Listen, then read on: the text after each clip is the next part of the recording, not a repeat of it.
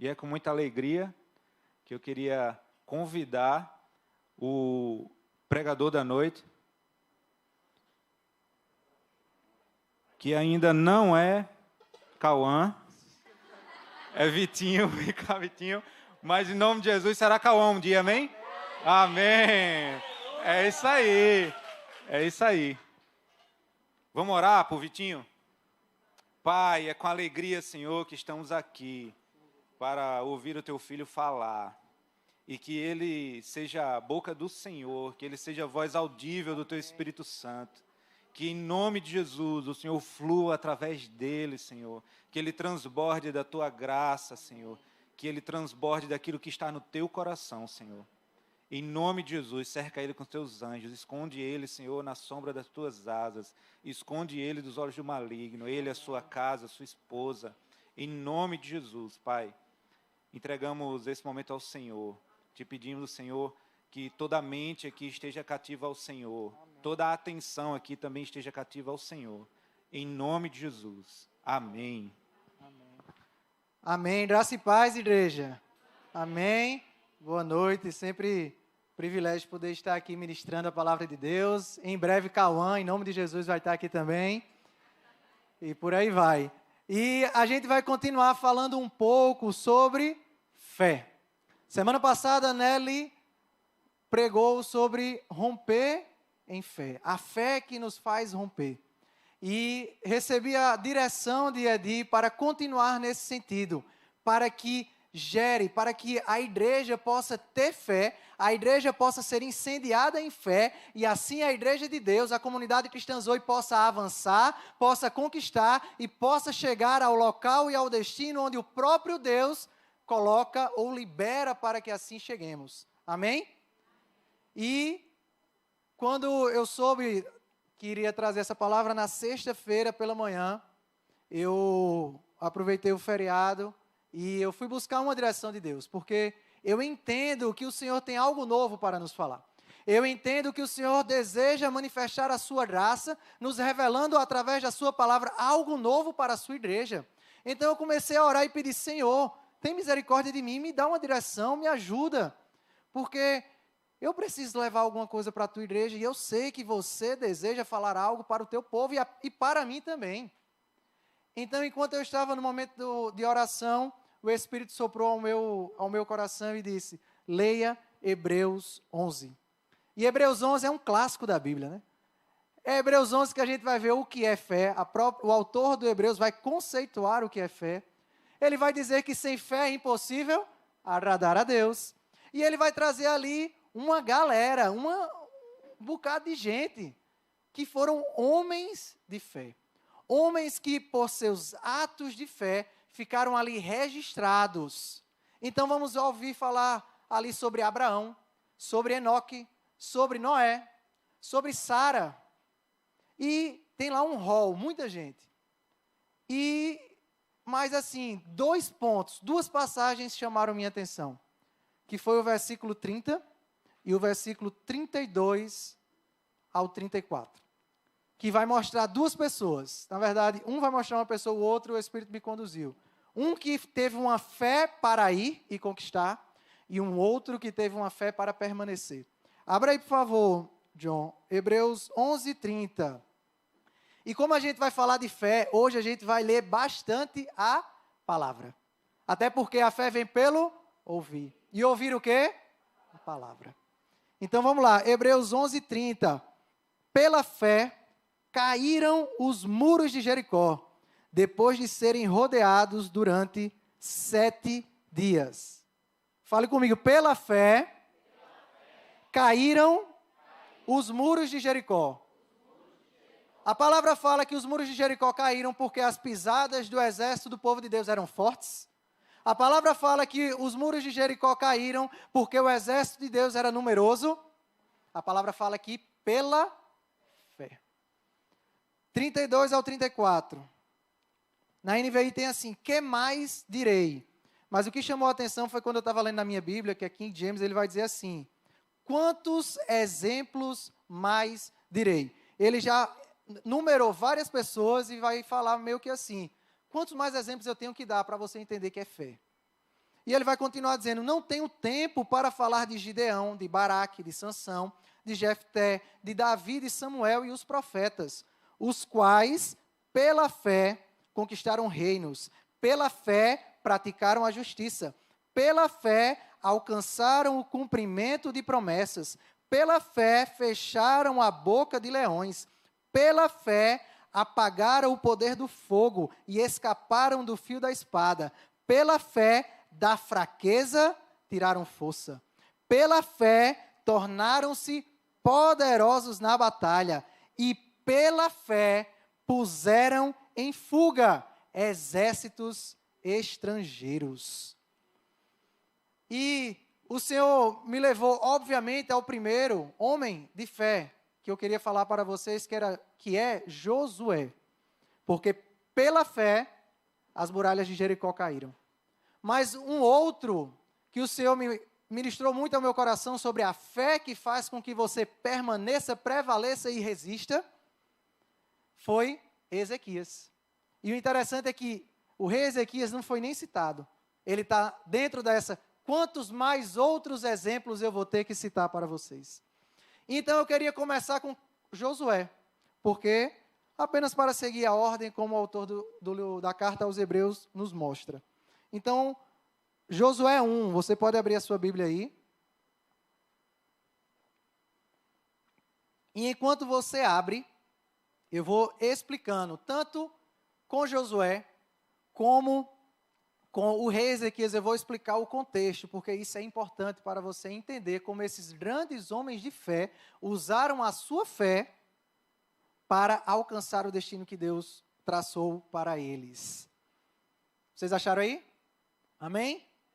Pronto. O contexto era o quê? O povo de Deus estava no Egito, escravizado. Deus faz o quê? Deus levanta Moisés, bem resumido, gente. Deus levanta Moisés para quê? Para libertar o povo da escravidão. E aí, vai lá as 10 pragas e tudo mais, o povo atravessa o Mar Vermelho, o povo começa a peregrinar no deserto em caminho e em direção à terra prometida. E quando eles estão ali em busca, quase chegando, o que é que Moisés fala? Envia os espias.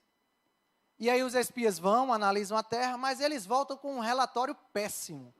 Eles voltam com extrema incredulidade e falta de fé. E eles vão dizer o quê? Eles vão dizer o quê? Eles vão dizer, olha, a terra é de gigantes, não dá, não rola, não vai acontecer e tal.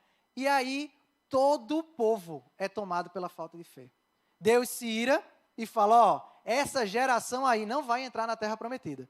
Essa geração vai peregrinar no deserto, vai morrer no deserto, até que se levante uma outra geração para então entrar na terra prometida. Dessa geração só vai salvar Caleb e Josué, porque eles creram.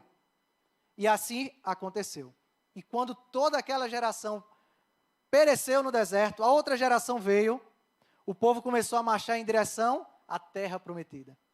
E Deus começou a fazer maravilhas, houve batalhas, o povo de Deus venceu, até que quando chega ali à beira do Rio Jordão, para então entrar na terra prometida, Deus chama Moisés e fala, Moisés, é o seguinte, tu não vai entrar, por causa da tua rebelião nas águas de Meribá, você não entra. Porém, o que é que Deus faz? Deus recolhe Moisés, mas ele coloca um sucessor, que é quem? Josué. E é nesse contexto que a gente vai ler Josué 1. Todo mundo está com a Bíblia aberta aí? Foi aí?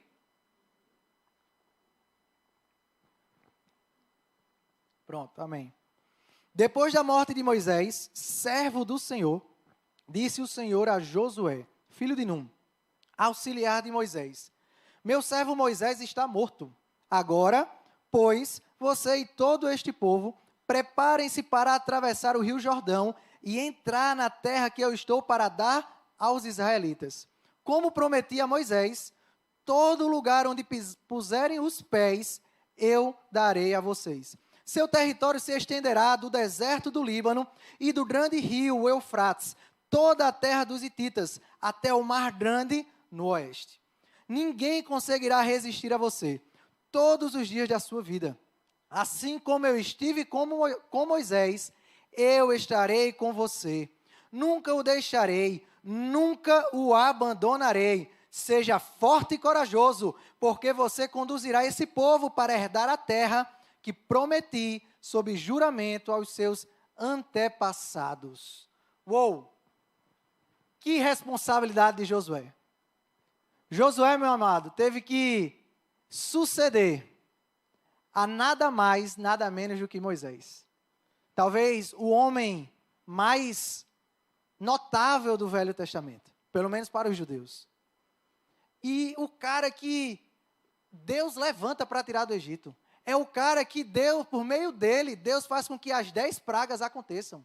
É o cara que Deus faz abrir o mar vermelho. É o cara que lidera esse povo no deserto. É o cara que tem intimidade com Deus. É o cara que vai, sobe o Monte Sinai, recebe as leis de Deus. É o cara que a própria palavra fala, olha, com o meu servo Moisés, eu falo face a face como se fala com um amigo. Era esse cara que Josué tinha que suceder. Uou, que missão, que responsabilidade. E não apenas isso, mas ele também tinha que conduzir para entrar na terra prometida. E isso, se não é algo de boa, pelo menos é desafiador. Se não é algo difícil, na verdade, é algo, no mínimo, desafiador. Mas sobre o lado de Josué, havia uma palavra. Sobre a vida de Josué, havia uma promessa. Está lá no verso 3, quando o próprio Deus vai dizer, como prometi a Moisés, todo lugar onde puserem os pés, eu darei a vocês. Ninguém conseguirá resistir a você. Verso 5, todos os dias da sua vida, assim como estive com Moisés, estarei com você. Nunca o deixarei, nunca o abandonarei. Uau, que declaração de Deus, que promessa poderosa de Deus. Mas eu digo mais, que fé de Josué. Que fé para acreditar naquilo que o Senhor liberou acerca dele. Porque Deus vai falar o quê? Assim como eu fui com Moisés. Uou, aqui ó, é nesse nível, é nesse patamar.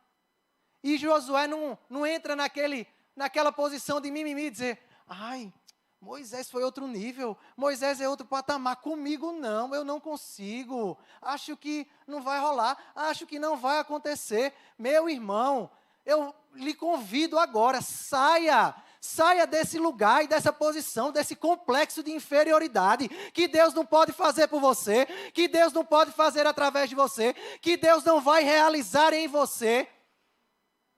Saia dessa posição, meu amado.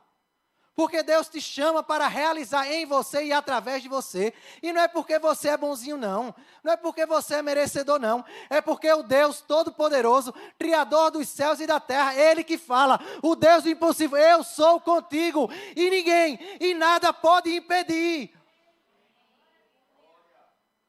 Então a gente tem que entender isso para sair desse lugar que muitas vezes a gente entra. Desse complexo de inferioridade, desse pensamento que é prisão, gente. Isso é uma armadilha que Satanás lança para que eu e você nos achemos incapacitados para alcançar e viver os planos de Deus. Pensamentos assim, eu não consigo, eu não vou, não sei o quê. Eu acho que eu entendi errado a palavra de Deus. Naquele dia o profeta estava na carne. Comigo não era não. E Josué não entrou. Josué escuta a palavra, escuta o que Deus fala, entende o desafio, entende o chamado e fala, vamos embora. Bate no peito, é comigo agora? Agora eu vou. É comigo que tem que ser, eu creio que vai acontecer, porque Deus é comigo. Assim como a própria palavra vai dizer, amém?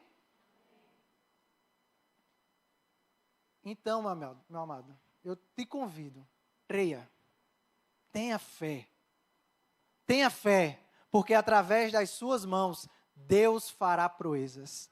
Tenha fé que através das suas mãos, coxos andarão.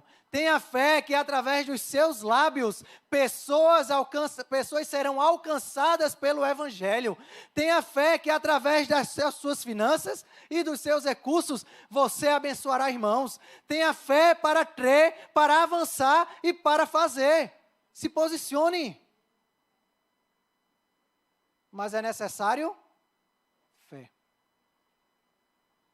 E você pode até pensar, mas eu não sou desses não, que fica nesse complexo de inferioridade e acha que está tudo...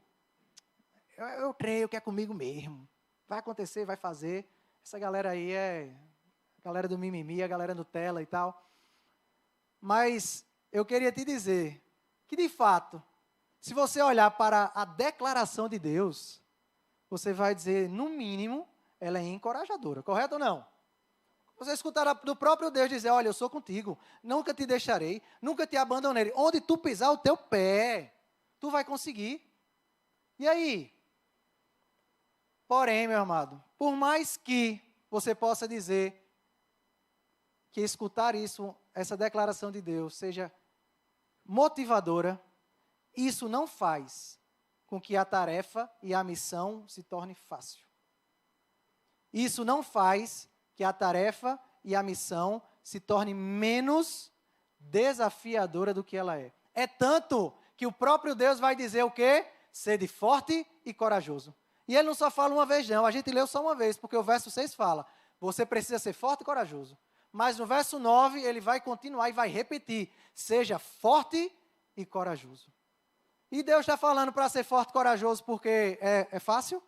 Deus está falando que é para ser forte e corajoso porque é tranquilo? Não, é porque precisa. E força e coragem são atitudes de homens e de mulheres de fé. Os homens que demonstraram força e coragem são homens de fé. E você pode pegar em qualquer canto, não é só no meio do cristianismo, não. A fé deles pode até estar errada, mas eles tinham fé.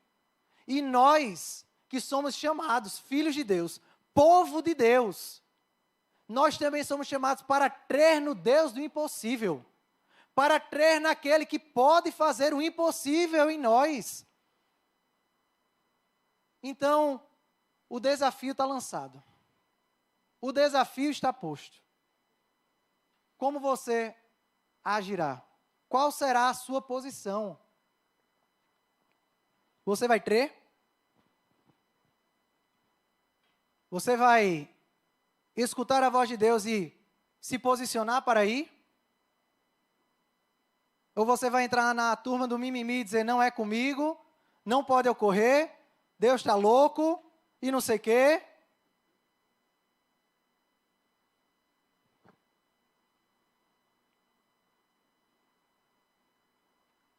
Então eu te pergunto, o que tem faltado na sua vida para que você se posicione para ir? Para que você se posicione para alcançar? O que tem faltado para você, para, assim como Josué, olhando a vida dele e aprendendo com Josué, realizar? Sabe por quê? Porque tem muita gente que é mais ou menos assim.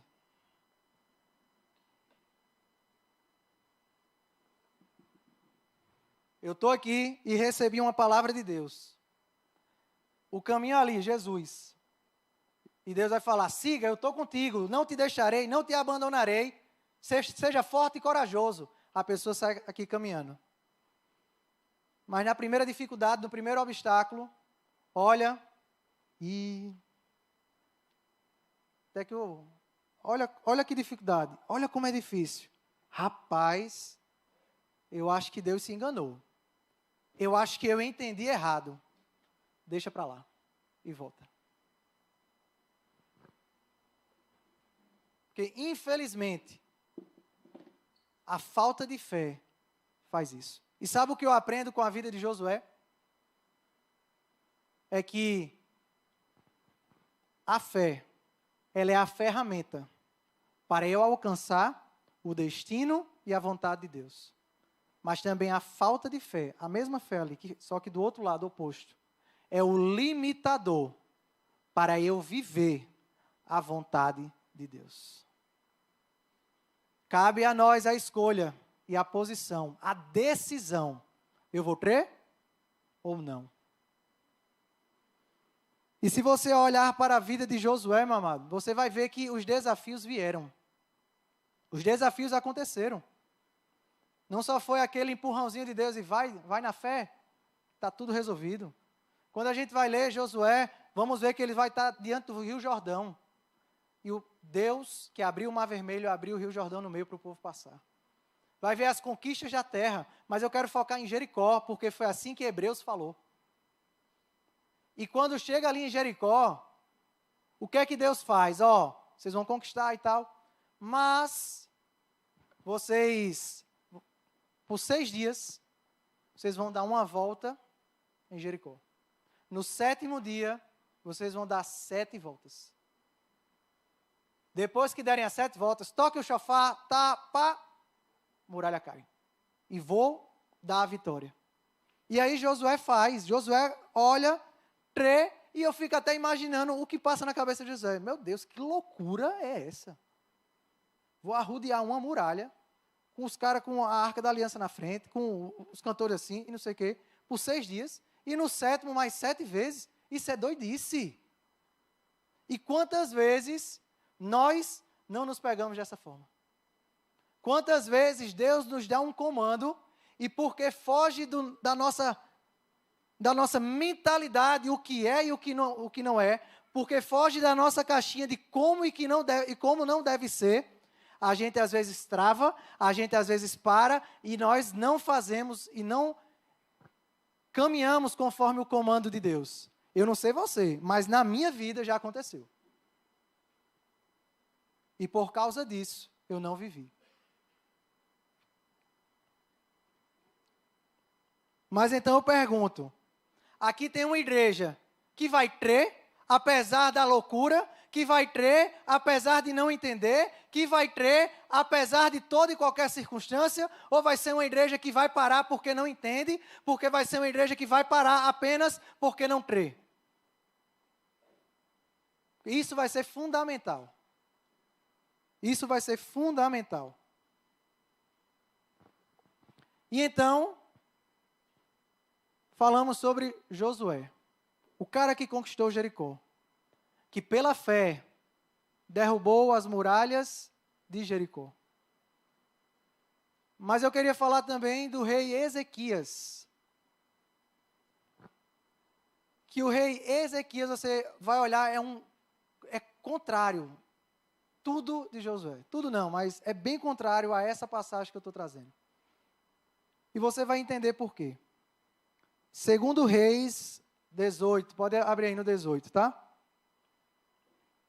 Ezequias foi rei de Judá, tá? Rei do Reino do Sul. E enquanto você abre, eu vou falar um pouco do contexto.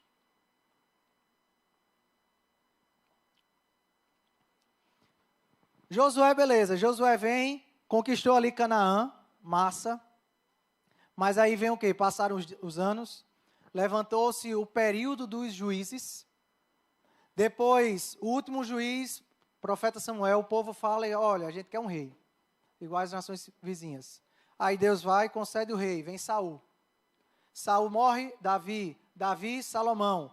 E no reinado, após o reinado de Salomão, vem o seu filho, Roboão. E o que é que acontece no reinado de Roboão? O reino de Israel é dividido. Como consistia esse reino de Israel? Eram as 12 tribos que vinham de quem? De Jacó, os 12 filhos de Jacó que representavam as 12 tribos.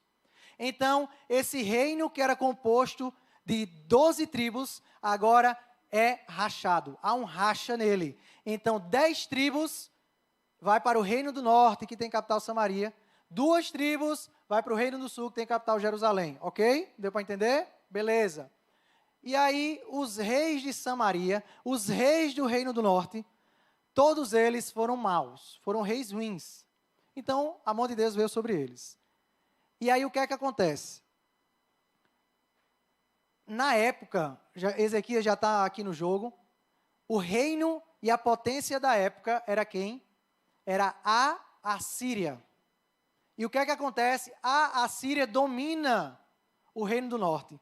A Assíria pega o reino do norte, leva a galera, a forma de cativeiro deles, leva a galera e espalha entre as regiões e estava dominando geral. O mapa ali, quem joga o UOL, o mapinha ali da Assíria estava só botando assim as pedrinhas e conquistando a galera.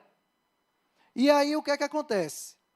É nesse momento que no quarto ano, creio que é isso, quarto ano do reinado de Ezequias, acontece isso. Aí depois, a Assíria se volta contra Ezequias e o reino do sul. Ou seja, a maior potência da época vem contra o reino do sul, que era apenas 2 tribos de Israel. E sobre Ezequias, a palavra vai dizer assim, segundo o livro de Reis, capítulo 18, verso 5.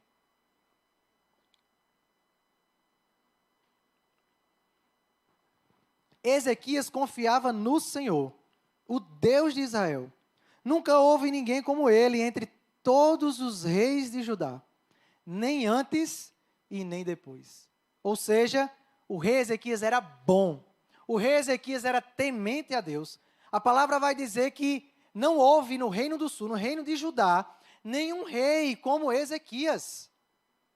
Mas Ezequias se rebela contra a Assíria vem, e agora um contexto que já não era favorável fica terrível. Vira um desastre total. Por quê? Porque a Assíria vem e começa a se instalar. Lá no verso 13, pode botar aí, John, vai dizer que a Assíria tomou as cidades fortificadas do reino do sul, do reino de Judá. Tudo foi tomado. Ficou o quê? Praticamente Jerusalém. E o que é que a Assíria faz? Agora, vamos para Jerusalém, vamos terminar. Vamos fazer e finalizar com gosto. E você pega, meu irmão, diferente de Josué, você pode olhar e dizer, olha, Vitinho, é o seguinte, Josué fluiu. Se você olhar a história, fluiu. Ali o cara está vendo Moisés, coluna de fogo à noite, nuvem de dia, direcionando, maná. Quando tem batalha, é vitória na certa. Começa a conquistar ali o povo de Gileade, Moisés morre. Mas beleza, eu tenho que ter coragem, eu tenho que ter força, tenho que avançar. Ok, treino. E eu me posiciono e as coisas começam a dar certo. E assim, olhando racionalmente, parece fácil crer dessa forma. Quando as coisas fluem, é mais fácil que nós venhamos a crer.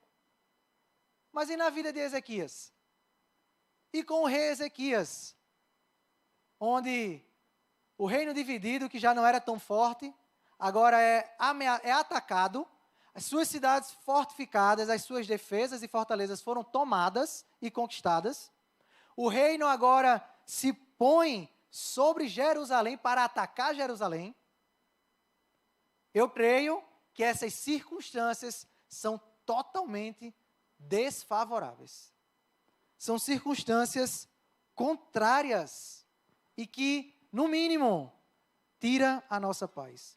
No mínimo, mexe conosco. No mínimo, nos faz refletir e meditar. Espera aí, e agora? O que faço? E agora? O que fazer? E agora? O que eu vou realizar? E aí eu pergunto para você, o que você fará? Qual a sua atitude e qual a sua reação? Qual a sua atitude de fé quando todas as coisas ao seu redor dizem que não? Quando a porta se fecha, o que você vai falar? Quando a doença vem, o que você vai dizer? Quando o emprego acaba, cortou, você está sendo perseguido por causa da sua fé, você é demitido, o que você fará?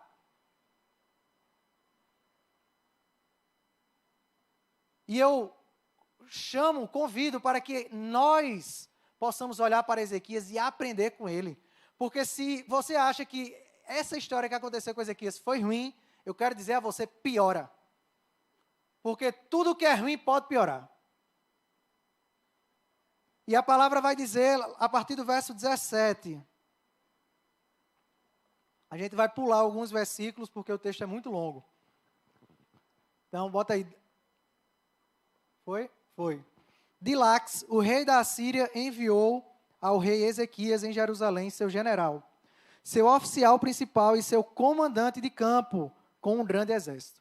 Eles subiram a Jerusalém e pararam no aqueduto do açude superior, na estrada que leva ao campo do lavandeiro. Eles chamaram pelo rei e o administrador do palácio, Eliaquim, filho de Hilquias, o secretário Sebna e o arquivista real Joá, filho de Asaf, foram ao seu encontro.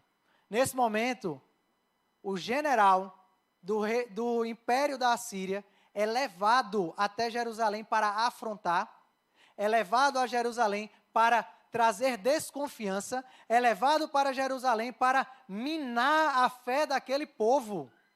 Como a gente vai ver aqui, verso 19, o comandante do campo lhes disse: digam isto a Ezequias, assim diz o grande rei, o rei da Assíria, em que você baseia a sua confiança?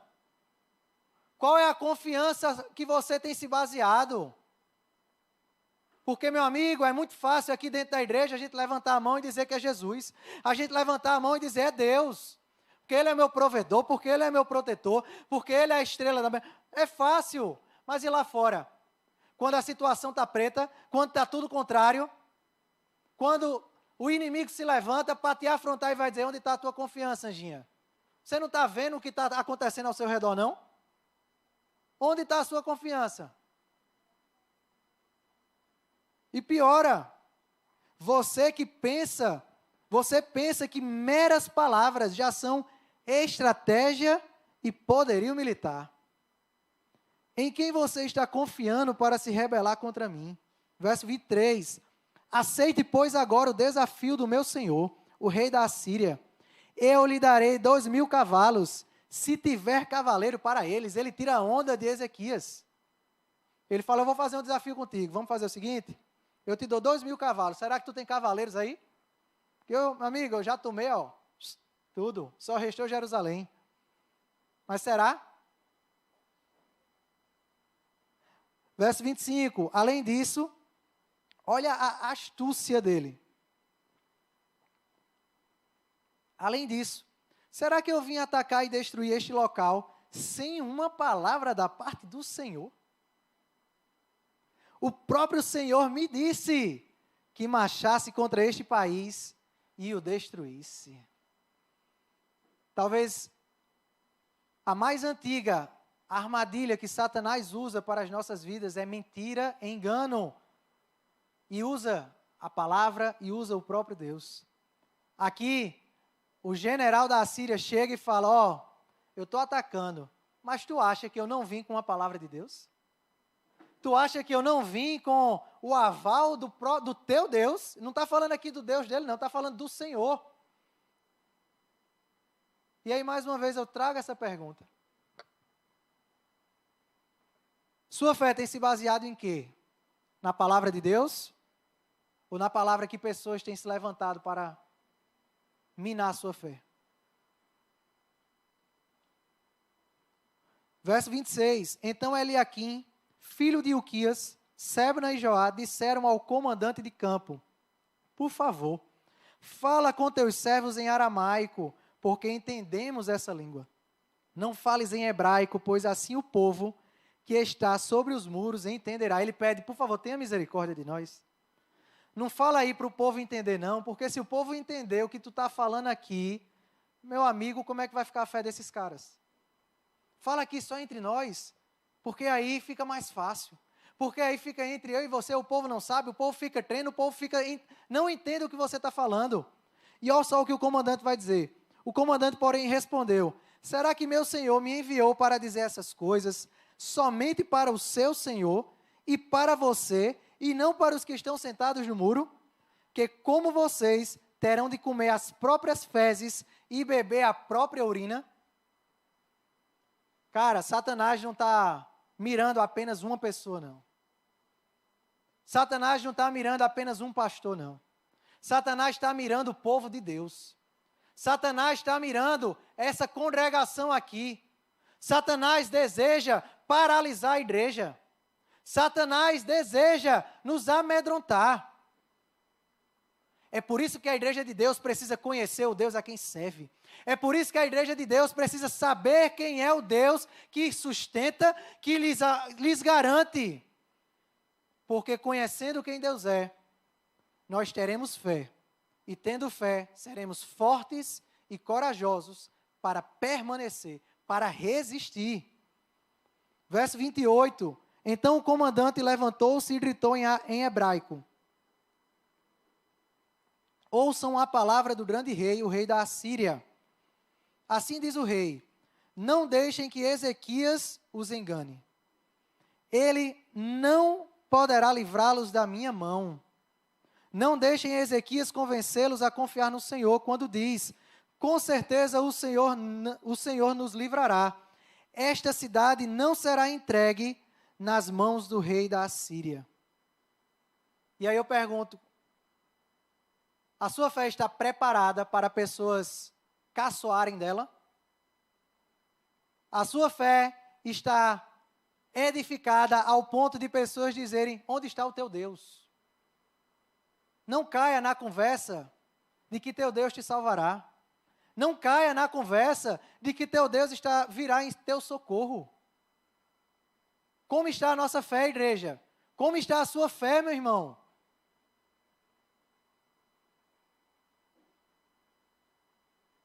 E ele vai, verso 32, parte C, o finalzinho dele. E ele ainda vai continuar falando, não deem ouvidos a Ezequias, pois ele os está iludindo quando diz, o Senhor nos livrará. Será que o Deus de alguma nação conseguiu livrar sua terra das mãos do rei da Assíria? E ele começa agora a dizer um bocado de reino que eles conquistaram e disse, olha, não teve um Deus, umzinho sequer, que conseguiu parar o exército assírio. Por acaso, seria o teu Deus que pararia esse poderoso exército? Meu Deus, que forte. E eu fico aqui imaginando pessoas que passam por isso e que têm passado por isso. E que se não está, meu irmão, com a fé firmada no autor e consumador dela, da sua fé, da nossa fé, da fé da igreja, Jesus, nós iremos cair, nós iremos abrir mão, nós iremos parar, nós iremos largar. Então a gente vê que através dessa história, todos os prognósticos eram contrários na vida de Ezequias. Invasão, exército poderoso, inimigo que se levanta para tirar onda, para afrontar, para enganar, para mentir, para minar a fé do povo e não apenas do rei. E aí eu pergunto, mais uma vez, você pensa que tudo isso é só para reis, líderes, pastores? Eu digo, meu amigo, que isso acontece na sua vida. Isso acontece na minha vida. Isso ocorrerá. Se não aconteceu ainda, pode ter certeza. Em algum momento, pode acontecer. E qual será a sua reação? Qual será o seu posicionamento de fé? Você vai dizer o quê? Ou às vezes você vai se calar, mas como você vai reagir? Você vai se entregar? Você vai se render? Você vai entregar os pontos? Eu digo não. Eu digo não, sabe por quê? Porque a igreja de Deus, ela é chamada para crer. A igreja de Deus é chamada para ter fé naquele que é todo-poderoso. A igreja de Deus é chamada para que pela fé possa derrubar muralhas. A igreja de Deus é chamada para que pela fé faça retroceder o inimigo. A igreja de Deus é chamada para que pela fé tire força da fraqueza.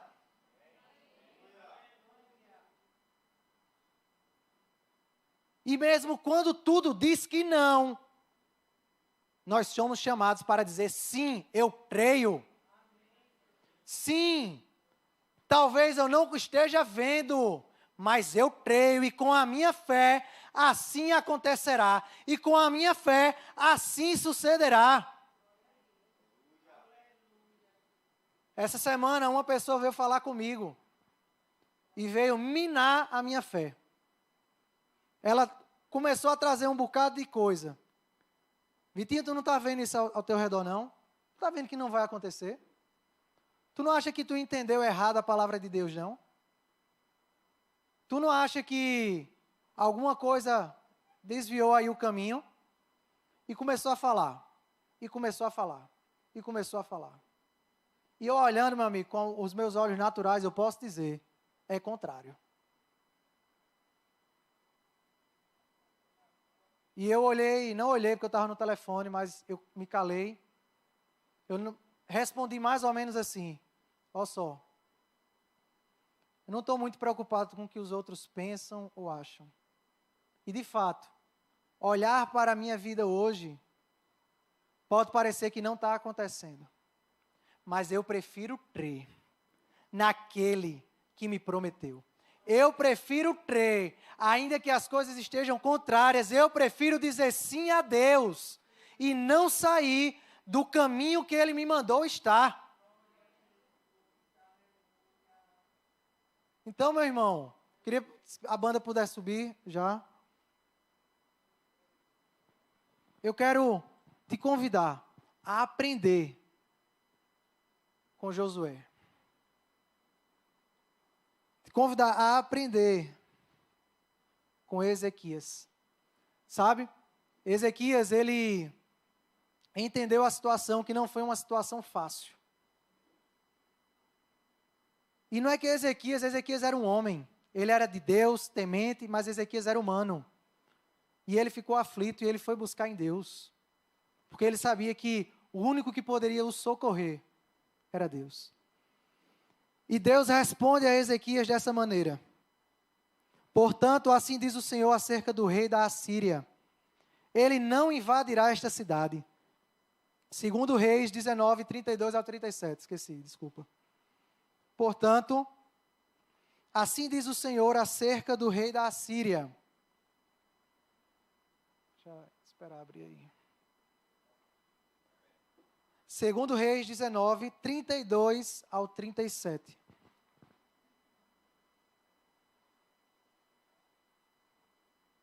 Portanto, assim diz o Senhor acerca do rei da Assíria. Ele não invadirá esta cidade, nem disparará contra ela uma só flecha. Não a enfrentará com escudo, nem construirá rampas de cerco contra ela. Pelo caminho por onde veio, voltará. Não invadirá esta cidade, declara o Senhor. Eu, o Senhor, a defenderei e a salvarei, por amor de mim mesmo e do meu servo Davi. Naquela noite, o anjo do Senhor saiu e matou 185.000 homens no acampamento assírio. Quando o povo se levantou na manhã seguinte, o lugar estava repleto de cadáveres. Assim Senaqueribe, rei da Assíria, desmontou o acampamento e foi embora. Voltou para Nínive e lá ficou. Certo dia, enquanto ele estava adorando no seu templo, ao seu deus Nisroque, seus filhos Adrameleque e Sarezer mataram-no à espada e fugiram para a terra de Ararat. Seu filho Esar-Adom foi o seu sucessor. Os dias são maus. Os dias têm sido complicados e difíceis. E somente uma fé em Deus é que vai te fazer permanecer e ficar de pé. É somente a tua fé que vai fazer com que você consiga alcançar o propósito, o destino. E enquanto eu estava no louvor, foi algo muito forte que falou no meu coração. Tem uma pessoa aqui que escutou, deve ter escutado bastante, palavras contrárias, expressões faciais que diziam não. Que talvez recebeu até exames que lhe impediam de alcançar a promessa de Deus. Mas por sua fé, Anjinha, o Senhor gerou. E por sua fé, você como Sara, tem escrito lá no livro de Hebreus, pela sua fé gerou, apesar da impossibilidade, apesar da dificuldade, e apesar do que era contrário, foi gerado, cantarabás.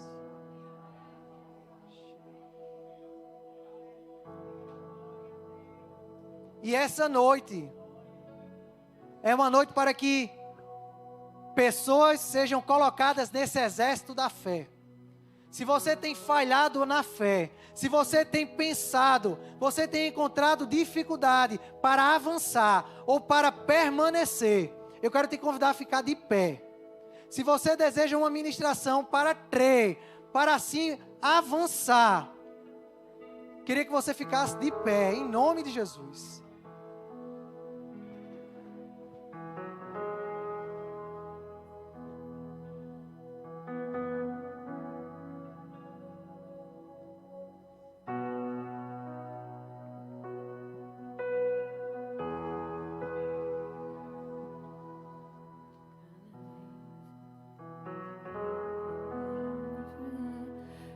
Provada,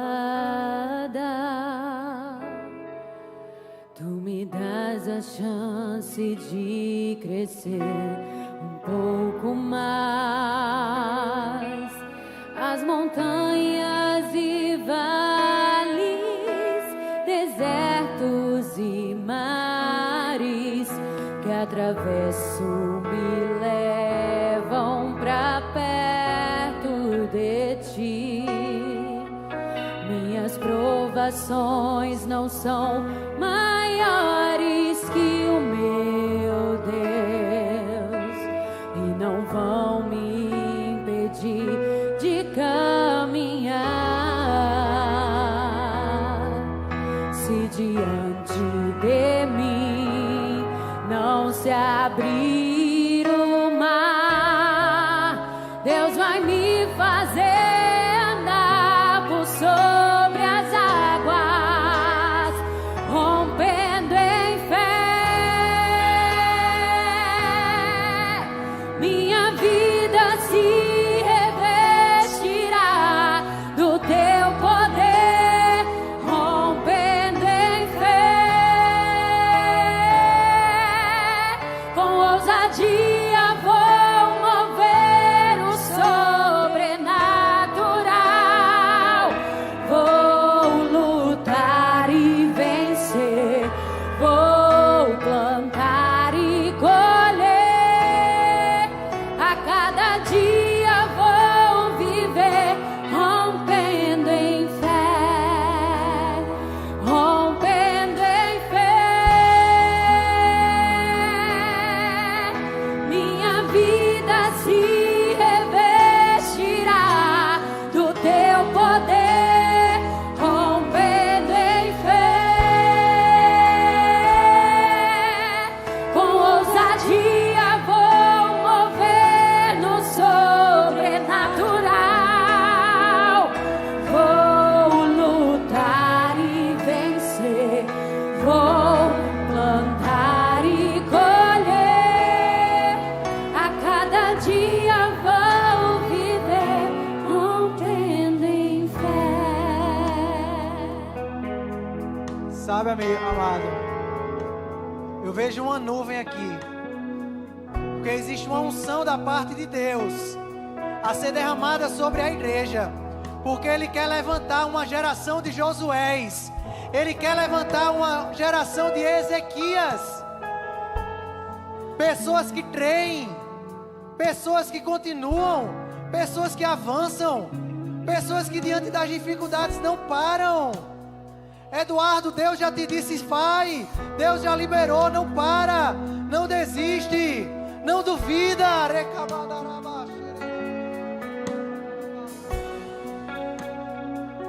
E eu quero liberar sobre a igreja uma unção dobrada de fé.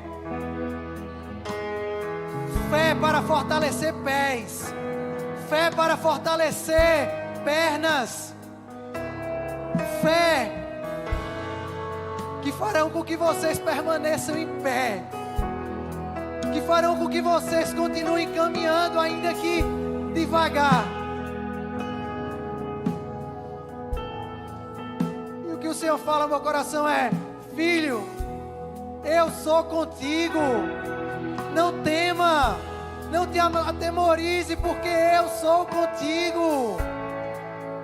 Então, em nome de Jesus, Senhor, eu oro por tua igreja, para que a tua igreja seja firmada e estabelecida em fé, para que nós possamos olhar para o autor e consumador da nossa fé, Jesus Cristo, e sermos impulsionados por teu Espírito para viver. E eu quero declarar e liberar essa palavra profética, que nós, como comunidade cristã Zoe, nós viveremos os teus propósitos, nós alcançaremos os teus planos e nós, Senhor, iremos dizer: os montes e os obstáculos atira-te ao mar, porque nós chegaremos ao nosso destino profético, em nome de Jesus.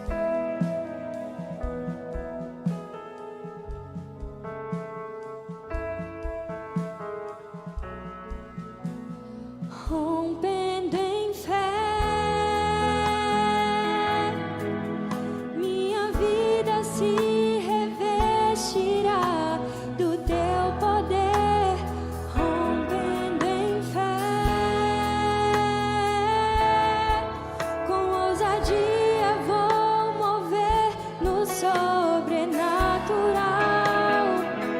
Vou lutar e vencer, vou plantar e colher, e a cada dia vou viver rompendo em fé.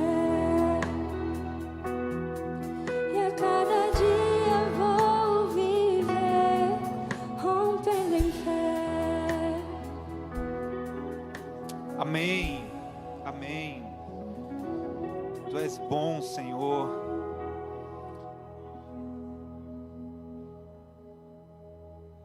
Que essa palavra seja transformadora.